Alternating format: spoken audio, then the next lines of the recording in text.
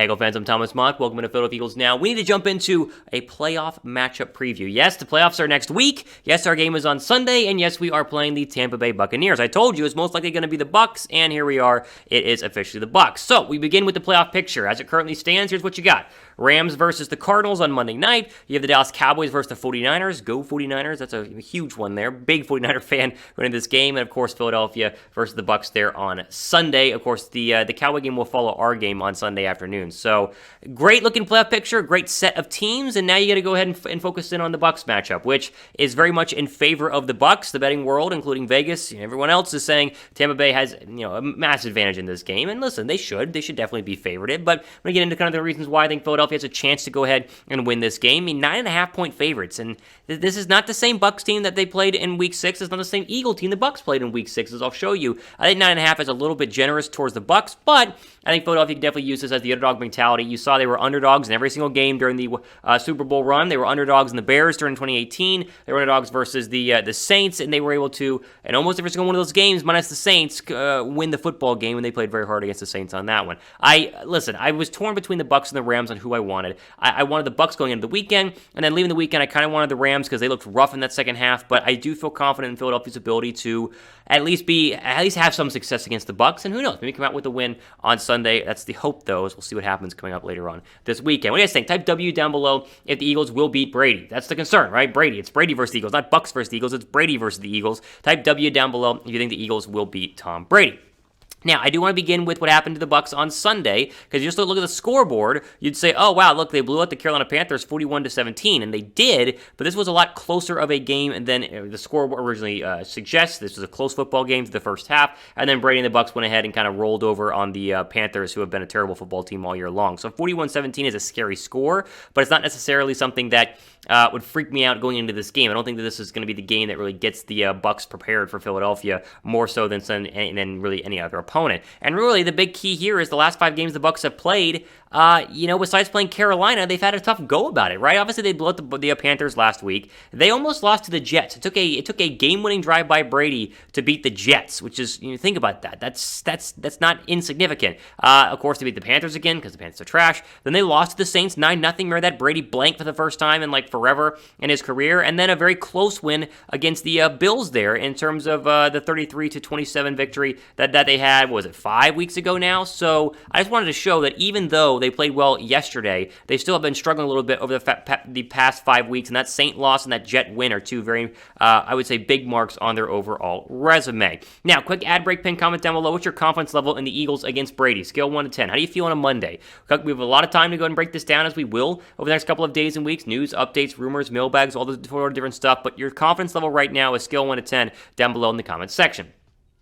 The first bit of good news Philadelphia has is that Miles Sanders is expected to play. There was some tweets from, I think it was a Philadelphia insider who texted a staffer about Sanders' status and got a reply with a thumbs up, meaning that he should be good to go and be able to play. That was a massive boost, because as you go back and look at the Week 6 matchup, Sanders only ran 9 times, as we'll show you in just a couple of minutes here, but he's very effective in those 9 runs, and this was kind of the game where Philadelphia figured out that running the football is important. Likewise, Boston Scott should be healthy and good to go. He sat out the final game of the year on the COVID list, so no worries there. And of course, Jordan Howard, who played in the second of the last matchup against the Washington football team, was very limited in his actual playing style and playing ability with that stinger. I think he's going to be at 100% good to go, meaning you are fully loaded and ready to go from a running back standpoint, which is great news for Philadelphia. How many rushing TDs will the Eagles have on Sunday? What do you think? I mean, that's how they got to win running the football, regardless of how good the Bucs are against the run. How many rushing TDs will they have? Let me know down below.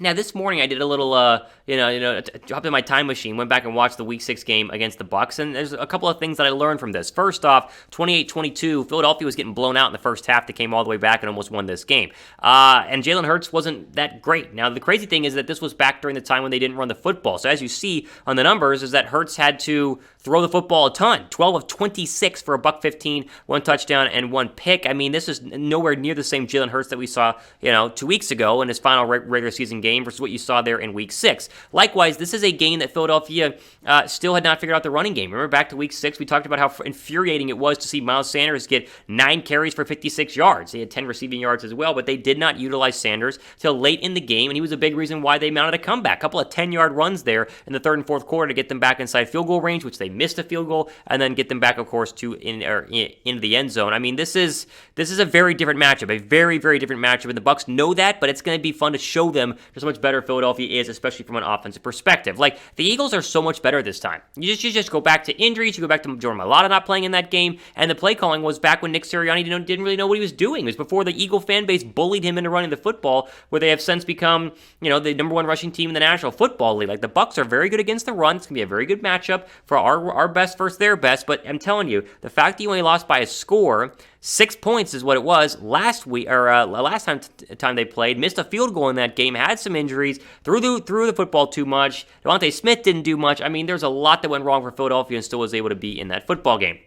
Have you guys liked betting Philadelphia plus 9.5? I think that feels pretty good right now. Do our friends at chatsports.com /EaglesBet with BetUS. That promo code is Eagles125. Get 125% deposit bonus whenever you first sign up and bet on the Eagles. I will put down money on the Eagles plus 9.5 because even if they don't win, plus 9.5 a cover is a pretty good bet in my opinion. I don't think this is going to be a blowout game. I think Philadelphia is going to be in a dogfight, and I'm excited to see what they're going to be able to do. Put on the underdog hats. I'm really pumped to see what Philadelphia can do on the road. All right, keys to the game. You just mentioned it. Embrace the underdog mentality. Like, you're an underdog yet again. And that's one of the things they did really, really well the first 3 games of the 2017 playoffs. Whenever they beat the Rams, then they went ahead and beat the Vikings, and then, of course, beating New England. They were underdogs the entire way. They embraced that mentality, and I think that it worked well in their favor, and I think you need to go ahead and do that again because they should be underdogs. I don't know about 9.5 points, but they should be 100% underdogs because Brady and the Bucs are a good football team. I mean, everything I'm going to say here during my keys to the game does not take away from the fact that the Bucs are a loaded team and are a Super Bowl caliber roster. Beating them will be an upset, but make it a rallying cry here to go back to the underdog mentality and possibly get that win.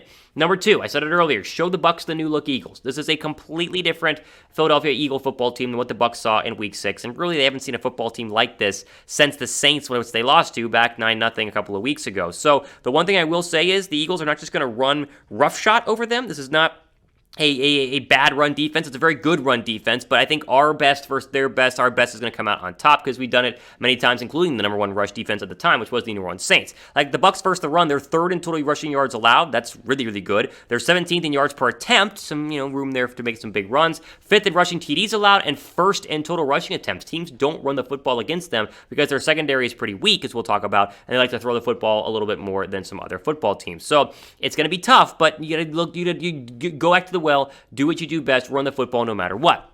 Can we get to 23,000 subs by the time the playoffs start on Sunday? We're at 22.5 essentially. Guys like this channel, I think the Eagles are going to win. I mean, it's a guaranteed to help the Eagles win. Go down below and hit the subscribe button down below. We would greatly appreciate it. The big worry is not the Eagle offense versus the Buck defense. It's the Buck offense versus the Eagle defense. What does Gannon do versus Tom Brady? Because the last time they played, you watched the film, Brady carved him up. I mean, there was a couple of third down stops there in the third and fourth quarter to allow Philadelphia to get back in the game, but the first half was all Bucs going all over them. Now, it is interesting to note that the Bucs' really best player on the field that day was Antonio Brown because Fournette didn't have a very good time rushing. Mike Evans was covered a lot by Darius Slay. And Gronk did hard. I don't think Gronk played in that one, actually. I don't even remember. Either way, it was AB that had 91 yards receiving. He's not out there, but still, Gannon cannot sit back in his shell defense and expect to win this football game. He's got to have his best play game as a play caller on the defensive side of the football, or it's Tom Brady will carve you up. Now, I want to run the football. They should run the football, but you still got to take your chances to attacking the secondary because it is a very weak secondary. And even though they lost that game in Week 1, you can see that they really didn't have success throwing the football. Like Quez Watkins was your leading receiver with 44 yards. Devontae Smith had 31. Ertz had 29 and a touchdown. Miles Sanders had 10. They did not throw the football as effectively as they have done in the past. And again, I think it comes down to Jalen Hurts, finding Devontae Smith and trying to get Dallas Goedert open and really attacking the secondary when you can take your chances. Finally, very simple. Don't overthink the matchup, right? I mean, I know you're playing Brady, you're playing the Bucs, but don't overthink it. You don't need to do anything crazy. Don't throw the football too much. Don't get away from the run. Don't, sit back and shell defense and try to outsmart Brady. Just play Eagle football. Do what you've done. If you lose that way, no one's going to be upset. We'll be mad if you lost, but if you give it the exact same go that you've given the past, 6 weeks weeks where you're really playing good football, we'll at least acknowledge the drive, and we'll acknowledge the fact they played very, very well, and then acknowledge the fact that Tom Brady is hard to beat in the wild card round of the playoffs. Give me your score prediction. Like I want right now on a Monday. It's too early for me. I'll give mine later on this week. Why you should be subscribed down below. But give me your score prediction down below in the comment section. I'm curious to see how confident Eagle fans are for this matchup coming up on Sunday. Follow me on Twitter. If you guys want to DM me on Twitter, any questions that you have, we'll talk a lot more about this game coming up later on this week. At Real Thomas Mott, the place to go. Be sure to subscribe and drop a like if you think the Eagles are going to go ahead and win this game. For Philadelphia Eagles now, excited to be in the playoffs, baby. I'm Thomas Mott, signing off for the rest of your day.